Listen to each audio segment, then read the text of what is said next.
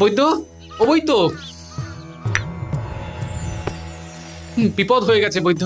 আরে গোপাল, তুমি এই তো বাড়ি গেলে, হঠাৎ আবার কার কি হলো? বাড়ি গিয়ে দেখি আমার গিন্নির ধুম জ্বর। আচ্ছা আচ্ছা, আমি এক্ষুনি পাচন দিচ্ছি। দুবেলা খাইও এক দাগ করে, 10 থেকে 12 দিনের মধ্যেই রোগ সারবে।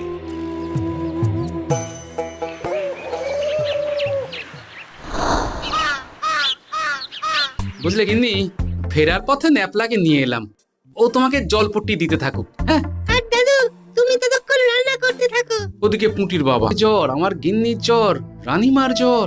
দাদু, শুনলাম ট্যাপারও জ্বর এসেছে। হ্যাঁ, সে কি রে, উফ, কি জ্বালা হলো বল দেখি। দেখি বিকেলে একবার ওদেরকে দেখে আসবো।